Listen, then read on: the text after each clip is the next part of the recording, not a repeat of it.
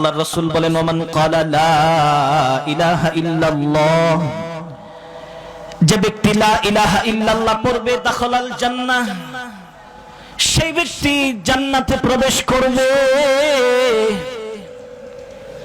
লা ইলাহা ইল্লাল্লাহর দাম এত বেশি, হযরত নূহ আলাইহিস সালাতু ওয়াস সালাম মৃত্যুর পূর্ব মুহূর্তে সন্তানকে ডাক দিয়া বলেন, ইয়া বুনাইয়া ইন্নী উসিকা বিইসনাতাইন ওয়া আনহাকা আন ইসনাতাইন, ও হে আমার সন্তান, মৃত্যুর পূর্ব মুহূর্তে আমি তোমাকে দুইটি কাজের ওসিয়ত করতেছি। এক নাম্বার হচ্ছে তুমি বেশি বেশি পড়বা লা ইলাহা ইল্লাল্লাহ, লা ইলাহা ইল্লাল্লাহর জিকির বেশি বেশি করবা। সন্তান আমার, তুমি কি জানো লা ইলাহা ইল্লাল্লাহর দাম কত বেশি? লাউ আন্নাস সামাওয়াতিস সাবআ ওয়াল আরদিনাস সাবআ কুন্না হালকাতান মুবহামাতান কাসামাতহুন্না লা ইলাহা ইল্লাল্লাহ, সাত আসমান আর সাত জমিনকে যদি একটা গোলাকার বৃত্তে রাখা হয়, আর তুমি যে লা ইলাহা ইল্লাল্লাহ বলছো, এই লা ইলাহা ইল্লাল্লাহকে যদি সাত আসমান আর সাত জমিনের উপর রেখে দেয়া হয়, লা ইলাহা ইল্লাল্লাহর ওজনে সাত আসমান আর সাত জমিন ভেঙ্গে গুঁড়ো হয়ে চৌচির হয়ে যাবে। লা ইলাহা ইল্লাল্লাহর জিকির এত দামি। আল্লাহর হাবিব বলেন, যে ব্যক্তি লা ইলাহা ইল্লাল্লাহ পড়লো সে যেন জান্নাতে ঢুকে গেল। এই হাদিসটার একটা শান ওয়ারুদ আছে, হাদিসটা বলার একটা প্রেক্ষাপট আছে। সহিহ মুসলিম শরীফের মধ্যে হযরত আবু হুরায়রা রাদিয়াল্লাহু তাআলা আনহু থেকে বর্ণিত, তিনি বলেন, আবু হুরায়রা রাদিয়াল্লাহু তাআলা আনহু বলতেছেন, একবার আমরা কুন্না কুউদান হাওলা রাসূলিল্লাহি সাল্লাল্লাহু আলাইহি ওয়াসাল্লাম ওয়া মা'না আবু বকর ওয়া উমর, একবার আমরা আল্লাহর নবীর পাশে বসা ছিলাম। আল্লাহর নবী মিম্বরে বসে বয়ান করতেছিলেন, আল্লাহর রাসূলের চতুর্পাশে আমরা সাহাবায়ে কেরাম বসা ছিলাম। আল্লাহর হাবিব বয়ানের মাঝখান থেকে বয়ান স্টপ করে বের হয়ে যান। আবু হুরায়রা বলে, সবচাইতে বেশি পেরেশান আমি আবু হুরায়রা হলাম, কারণ আল্লাহর নবী বয়ান থেকে উঠা কোথায় যেন চলে গেছে। মনে করেন আমি আপনাদের মাঝে বয়ান করতেছি, বয়ানের মাঝখান যদি হঠাৎ করে উঠা চলে যায়, আপনি পেরেশান হবেন না যে হুজুরের কি হইলো, বয়ান রেখে কেন চলে গেল?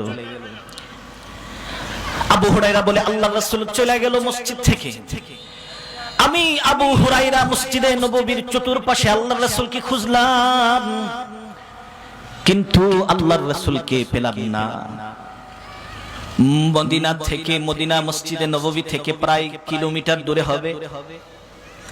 হাঁটতে লাগলাম, গিয়ে দেখি হঠাৎ একটা বাগান, বাগানের চতুর্পাশে ওয়াল দিয়া বেষ্টনী করা আছে।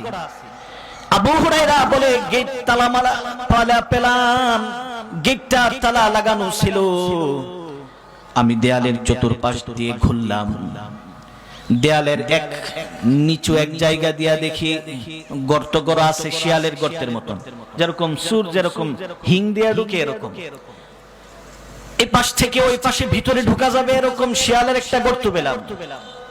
ফাদাখালতু কামা ইয়াদখুলুস সালাব, শিয়াল যেভাবে ঢোকে আমিও সেইভাবে শিয়ালের গর্তের ভিতরে ঢুকে গেলাম।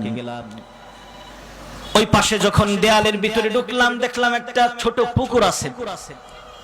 ওই পুকুরের কাছে আল্লাহর নবী দাঁড়ায় কি যেন চিন্তা করতেছে। আমি আল্লাহর রাসূলকে গিয়ে সালাম দিলাম। আল্লাহর রাসূল আমাকে সালামের উত্তর দিলেন, জবাব দিলেন।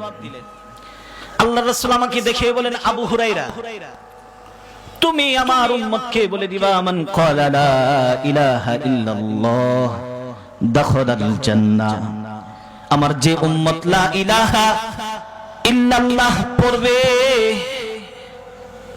খালিসাম মিন কলবিহি, আন্তরিকতার সাথে লা ইলাহা ইল্লাল্লাহ পড়বে, আমার ওই উম্মত জান্নাতের ভিতরে প্রবেশ করবে। আবু হুরায়রা রাদিয়াল্লাহু তাআলা আনহু বলেন, ইয়া রাসূলুল্লাহ, আমি যদি এই হাদিস সাহাবায়ে কিরামকে বর্ণনা করি তারা তো বিশ্বাস করবে না।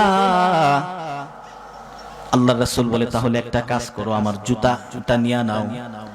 আল্লাহর রাসূল ওনার দুই জুতা মুবারক হযরতে আবু হুরায়রাকে দিয়ে দিলেন। হযরতে আবু হুরায়রা এই জুতাকে বুকে নিয়ে দেয়াল থেকে বের হয়ে গেলেন। দেয়াল থেকে বের হয়ে দেখেন হযরতে উমর রাদিয়াল্লাহু তাআলা আনহু, হযরতে উমর রাদিয়াল্লাহু তাআলা আনহুকে বলেন, আল্লাহর রাসূল বলছেন, মান ক্বালা লা ইলাহা ইল্লাল্লাহ দাখালাল জান্নাহ, যে ব্যক্তি লা ইলাহা ইল্লাল্লাহ পড়বে সে ব্যক্তি জান্নাতে প্রবেশ করবে। তাহলে আমার আলোচনার বিষয় ছিল আল্লাহর জিকির না করলে আল্লাহ তাআলা তিনটি শাস্তি দিবেন। এই তিনটি শাস্তি থেকে বাঁচতে হলে জিকির করতে হবে। আর বলছিলাম জিকিরের পাঁচটি অর্থ, অর্থাৎ পাঁচটি কাজ করলে তিনটি শাস্তি থেকে বাঁচা যাবে। জিকিরের পাঁচটি উদ্দেশ্যের মধ্যে একটা হচ্ছে তাসবিহ তাহলিল পড়া। জিকিরের 2 নম্বর উদ্দেশ্য হচ্ছে নামাজ পড়া, ওয়াকিমিস সালাতা লিযিকরি। জিকিরের 3 নম্বর অর্থ হচ্ছে কোরআন চলা, কোরআন তিলাওয়াত করা, কোরআন মোতাবেক চলা। জিকিরের 4 নম্বর অর্থ হচ্ছে হাদিস মোতাবেক চলা। জিকিরের 5 নাম্বার উদ্দেশ্য হচ্ছে জিকিরের মজলিস, অর্থাৎ যে মজলিসে কোরআন সুন্নাহর আলোচনা হয় এই মজলিসে বেশি বেশি আসা যাওয়া করা। এটাই হচ্ছে জিকিরের 5টি উদ্দেশ্য। আল্লাহ তাআলা আমাদেরকে আল্লাহ তাআলার জিকির বেশি বেশি করে ওই 3টি ভয়াবহ শাস্তি থেকে বাঁচার তৌফিক দান করুক। ওয়া আখিরু দাওয়ানা আলহামদুলিল্লাহি রাব্বিল আলামিন। আসসালামু আলাইকুম ওয়া রাহমাতুল্লাহি ওয়া বারাকাতুহু।